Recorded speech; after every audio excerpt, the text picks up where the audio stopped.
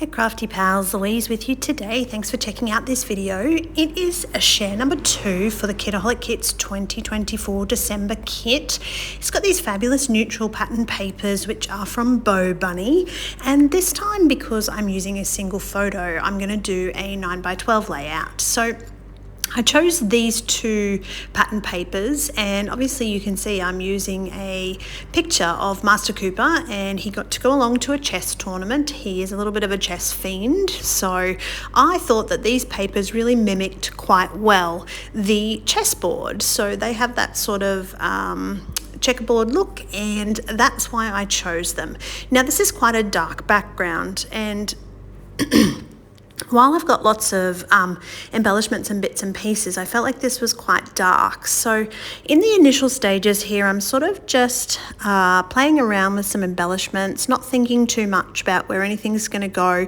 But it strikes me at this moment that I probably should have reversed these in terms of putting the lighter colour patterned paper over the darker colour, but eventually, and you'll see later on in this video how that actually turns around. So when it comes to something like this and I'm not sort of feeling how the layout is developing, it may be a case that I'll put it aside either for a night, or it might even be a couple of days depending on what else I've got going on in my life, and I might actually think a little bit about where I want to place things. I might go through Pinterest and Facebook and have a look at some other inspiration from some other crafters, and every now and again something will just trigger in my crafty mojo and it'll turn into something different. So this is the point where I'm going to put it aside, and I'm going to just leave it. And when I come back, I was some layouts on Pinterest, and there was quite a bit of fussy cutting and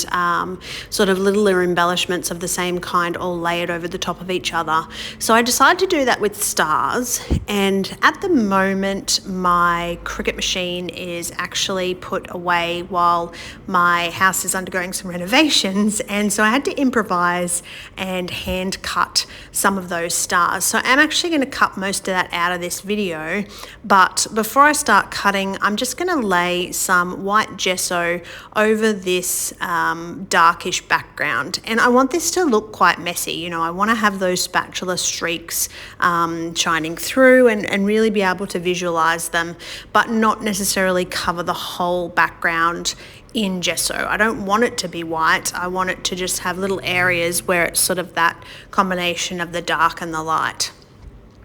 All right, so going back to the old-fashioned way, because I can't get my Cricut out to cut these for me, I'm going to just trace around them and hand cut a bunch of them off camera.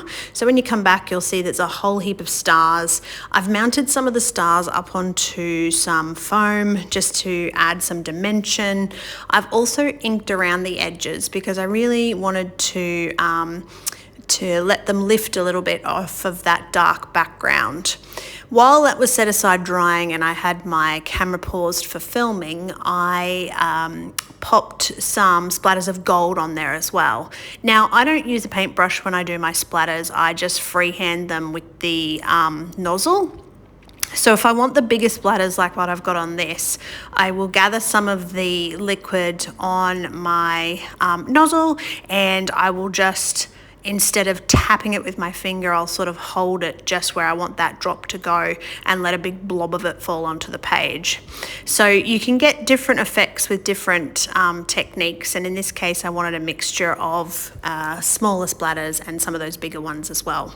So this is definitely coming together much better than I had initially planned. I really do like the way the star cutouts, some of them mounted up on foam, the different patterned papers, different sizes, tucking them in behind the layers and moving sort of from that top left to that bottom right in that kind of stripe with the cluster around my photo as well.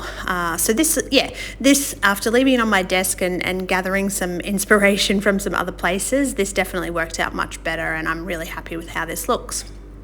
Watching this video back, probably the one thing I would have done is maybe used a gold pen around those black stars. I think they're still getting a little bit lost in that darkish background, but hindsight. Okay, get ready for me to have a little bit of a rant, and it comes in the form of these alpha thickers. There are 5 Qs on this sheet. Tell me if you have used Qs in your scrapbooking titles, please drop me a comment, because there were 5 Qs and 6 Es. So you know, that to me is super frustrating, because E is the most common letter that I personally use in scrapbooking, and sometimes I can use the letter F and just add the little bottom section on to finish it off with an E. In this case, I've trimmed the ends of a B, so I've got this small sort of E going on, but honestly, who puts 5 Qs in a packet of thickers and only 6 Es? If you're listening, manufacturers, I want more Es. All right, rant over. Let's finish this layout off. I am going ahead and adding a couple of the little enamel dots, which were one of my stash items for this month. Some of the star stickers. I am, of course, just going to write Cooper and the year that this happened, so that for future reference, I know who this layout was.